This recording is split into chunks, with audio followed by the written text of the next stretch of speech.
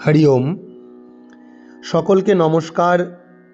আমরা নিয়মিত শ্রীমদ্ ভগবদ্ গীতা পাঠ করে চলেছি। সেখানে আমরা গীতার বিভিন্ন শ্লোক পর্ব অনুযায়ী অর্থ, অনুবাদ এবং সংক্ষিপ্ত বিশ্লেষণ জানছি। আমরা জানছি গীতার একটি একটি করে শ্লোকের সুর ও উচ্চারণ পদ্ধতি। আবার কখনো কখনো গীতার সম্বন্ধে সামগ্রিক আলোচনা। গত দিন আমরা আলোচনা করেছি গীতার প্রথম অধ্যায়ের সারাংশ। সেখানেই আমরা আলোচনা করেছি গীতা বিষয়ক কিছু প্রশ্ন ও উত্তর আরেকটি ভিডিওতে। আজকে আমরা শ্রীমদ্ ভগবদ্ গীতার মূল আলোচ্য বিষয়, সম্পূর্ণ গীতার একটা সংক্ষিপ্ত রূপরেখা আমরা জানব আজকের এই ভিডিওটিতে। শ্রীমদ্ ভগবদ্ গীতা এই গ্রন্থটিতে মোট 18টি অধ্যায় আছে আমরা জেনেছি। এটি মহাভারতেরই একটি যে ঘটনার পর্ব তার একটি পর্যায় মাত্র। কি ঘটেছিল? কুরুক্ষেত্রের যুদ্ধ, কৌরব এবং পাণ্ডবদের মধ্যে। দুই পক্ষ যুদ্ধের জন্য প্রস্তুত। অর্জুন ভীরুতা কাপুরুষতা বশত বলছে আমি আর যুদ্ধ করব না। অর্জুনের নানান প্রকার চিত্ত বিকৃতি, শারীরিক অবস্থার পরিবর্তন দেখা দিয়েছে। অর্জুন তার নিজের হাত থেকে গান্ডীব, তীর, ধনুক সমস্ত কিছু ফেলে দিয়ে রথের উপর বসে পড়েছে। এখন এই অর্জুনকে, অর্জুন আসলে আমরা প্রত্যেকেই এক একজন অর্জুন। আমরা কার্যক্ষেত্রে গিয়ে নিজেদের কাজ ঠিকঠাক অনেক সময়ই করতে পারি না। আমাদের নার্ভাসনেস, আমাদের ফ্রাস্ট্রেশন, আমাদের ফিয়ারনেস, হতাশা, ভয়, দুর্বলতা জনিত কারণে। তখন সেই পরিস্থিতি থেকে কিভাবে আমরা নিজেদেরকে উদ্ধার করতে পারবো তারই একটি পথ হলো এই শ্রীমদ্ ভগবদ্ গীতা। প্রথমেই অর্জুনকে ভগবান শ্রীকৃষ্ণ তার এই দুর্বলতা, তার এই কাপুরুষতা থেকে উঠে দাঁড়ানোর জন্য কি বলছেন? ক্লৈব্যম মাসমা গম পার্থ নৈতা ত্বয়ুপপদ্যতে শূদ্রম হৃদয় দৌর্বল্যম ত্যক্তোত্তিষ্ঠ পরন্তপ। হে পার্থ, হে পরন্তপ অর্জুন, তুমি এই ক্লীবতা, তুমি এই কাপুরুষতা ত্যাগ করে ওঠো। তুমি তোমার ক্ষত্রিয় ধর্ম পালন করো। তারপরেই আমরা দেখব এই শ্রীমদ্ ভগবদ্ গীতাতে আছে প্রকৃত আত্মস্বরূপ, নিজেকে চিনিয়ে দেওয়ার একটা বিরাট প্রয়াস। শ্রীকৃষ্ণ অর্জুনকে বলছেন, হে অর্জুন, তুমি কি জানো তুমি কে? তুমি যে বলছো তুমি এদেরকে হত্যা করবে, তোমার নিজের পাপ হবে, তুমি জানো না তুমি যে যুদ্ধ করতে এসেছো এটা একটা ধর্মযুদ্ধ? অথচৈত্বমিমম ধর্মম সংগ্রামম ন করিষ্যসি। তুমি যদি এইভাবে যুদ্ধ না করো তাহলে কি হবে না, তোমার যে যশ, তোমার যে কীর্তি, এগুলো তুমি খুইয়ে, এগুলো তোমার নষ্ট হয়ে যাবে। ফলস্বরূপ তুমি কিন্তু অসম্মানের ভাগীদার হবে। শুধু তাই নয়, শ্রীকৃষ্ণ অর্জুনকে তারপরে আত্মতত্ত্ব উপদেশ দিলেন, যাকে আমরা আত্মতত্ত্ব বলি। অর্জুনকে অর্থাৎ আমাদেরকে নিজের স্বরূপ চিনতে সাহায্য করলেন। বললেন আমরা আসলে সেই পরমাত্মারই অংশ, পরমাত্মার স্বরূপ। আমরা যাকে আমি বলে অভিমান করি, এই চক্ষু, কর্ণ, নাসিকা, জিহ্বা, ত্বক, সেগুলো কোনোটি আমি নই বলে তিনি বললেন বাসাংসি জীর্ণানি যথা বিহায় নবানি গৃহন্তি নরূপরাণি তথা শরীরাণি বিহায় জীর্ণ নন্যানি সমজাতি নবানি দেহি।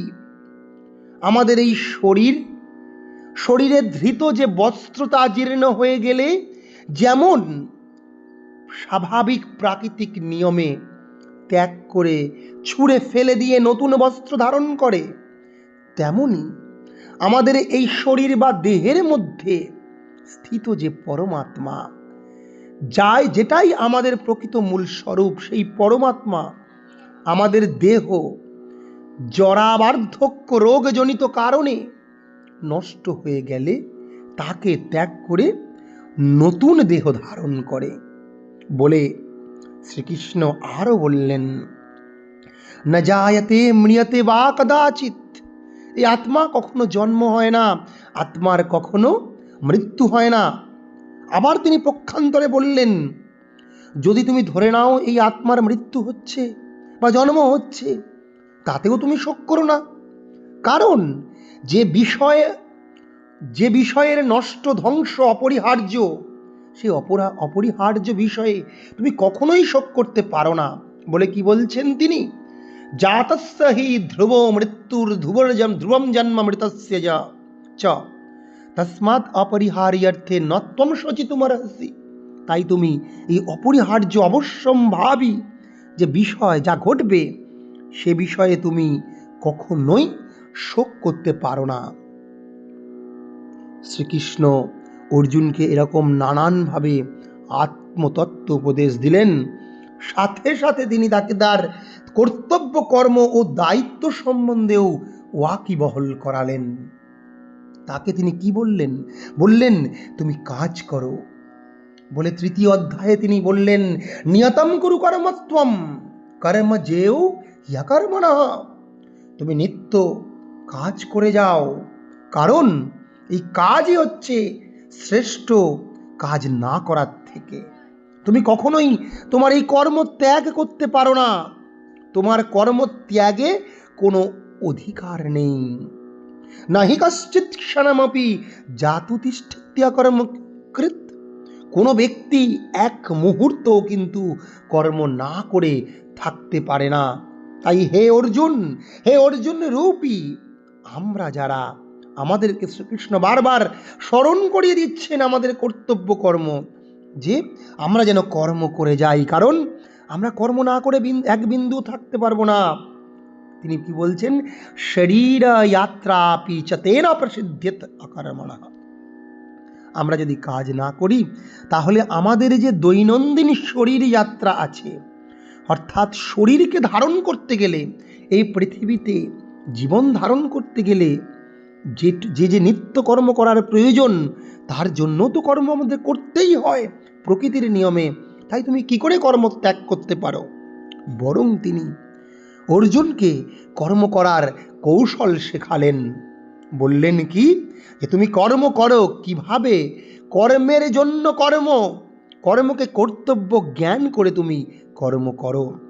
কর্মণ্যেবাধিকারস্তে মা ফলেষু কদাচন, গীতার দ্বিতীয় অধ্যায়। মা কর্মফল হেতুর্ভু মাতে সঙ্গস্ত্বকর্মণি, দ্বিতীয় অধ্যায় সাংখ্য যোগে তিনি বলছেন, কর্মণি এব অধিকারস্তে, অর্থাৎ এই কর্মেই তোমার অধিকার আছে। কর্মণ্যেবাধিকারস্তে মা ফলেষু কদাচন, কিন্তু কর্ম ফলে তোমার কিন্তু কোনো অধিকার নেই। অর্থাৎ তুমি কর্ম করো, কিন্তু তুমি কর্মফলের কারণ হইও না। এর তাৎপর্য কি? কর্ম আমি করব, কর্মফলের যা ঘটনা, যা আমরা কাজ করব, কজ, তার তো এফেক্ট হবে নিশ্চয়ই, অবশ্যম্ভাবী। শ্রীকৃষ্ণ সেটাকে অস্বীকার করেননি, বলছেন কর্ম করো, কিন্তু কর্মের ফলের আশা তুমি করো না, কারণ কর্মের ফলের আশা করলে তোমার দুঃখ হবে, চিন্তা হবে, ভয় হবে, ভীতি হবে, দুর্বলতা হবে।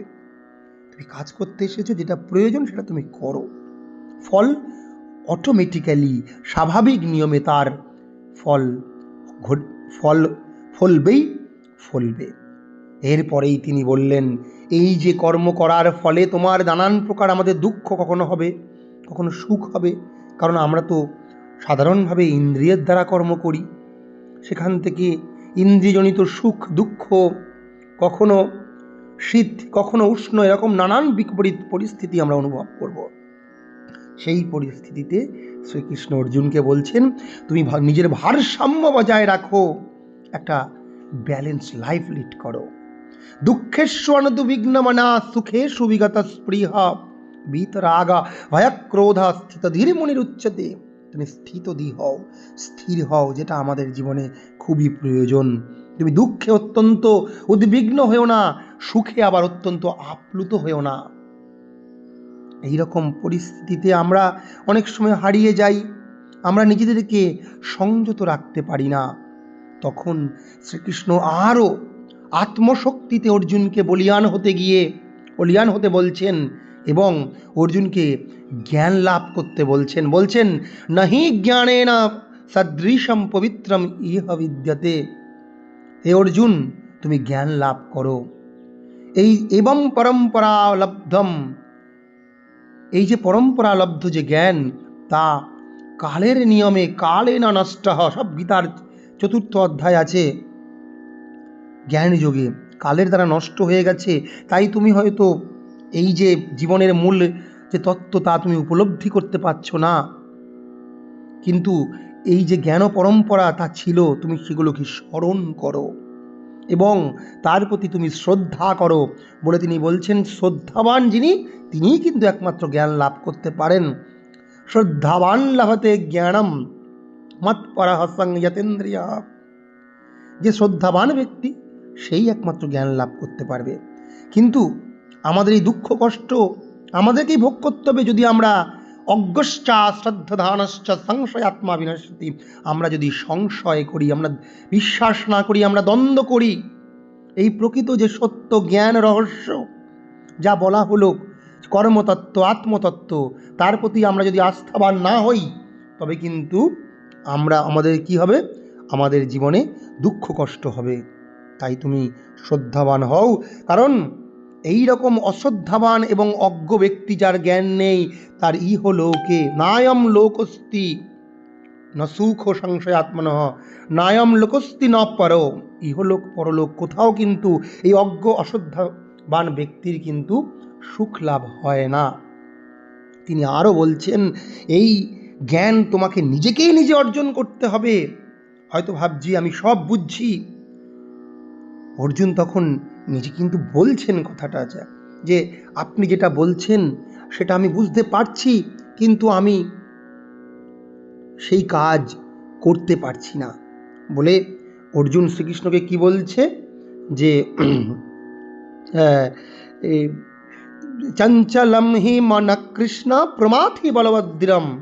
এই মন তো চঞ্চল, এই চঞ্চলতা মনের, তাহলে এবং এই মনকে সংযত করা বায়ুর থেকেও কঠিন। আমি এই মনকে কিভাবে সংযত করব? শ্রীকৃষ্ণ তখন স্বীকার করছেন, বলছেন হ্যাঁ, অসংশয়ম মহাবাহ মনোর্দুর্নিগ্রহম চলম।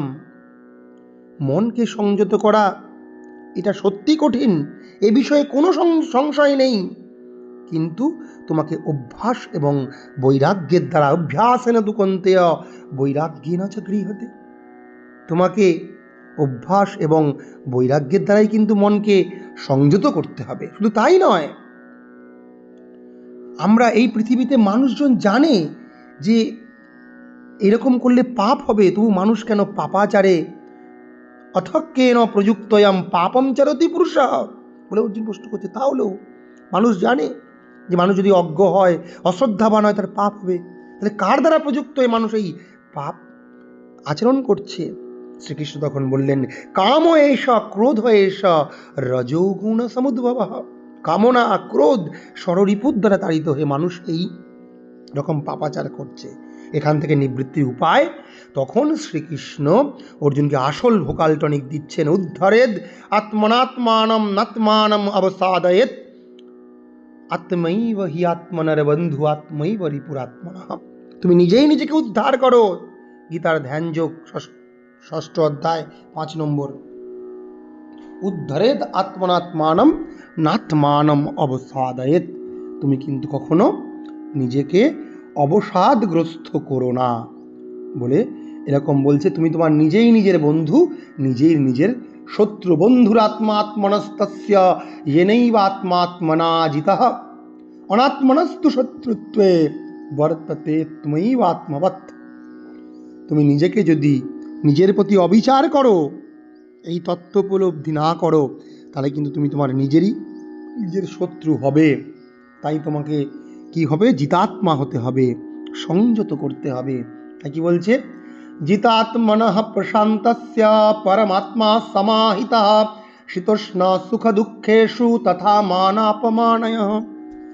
যিনি এই তত্ত্ব উপলব্ধি করেছেন, জিতাত্মা হয়েছেন, তার পরমাত্মা তিনি উপলব্ধি করতে পারবেন এবং তার ইহলোক এবং পরলোক কোথাও কিন্তু দুঃখ হবে না। তার সুখ দুঃখ শীত উষ্ণতে তিনি কখনোই বিচলিত হবেন না। এইভাবে গীতার বিভিন্ন অধ্যায়ে যোগ, জীবনে চলার উপায়, জীবনের বিভিন্ন যে ইন্দ্রিয়গুলির যে পীড়ন, সেই পীড়ন থেকে নিজেকে মুক্ত করার উপায়, ভক্তি, জ্ঞান, কর্ম ইত্যাদি রহস্য এবং সর্বোপরি ইত্যাদি করার ক্ষেত্রে আমাদের যে খাদ্যের একটি ভূমিকা আছে, খাদ্যাভ্যাস, সেই নিয়েও তিনি বিস্তর আলোচনা করেছেন।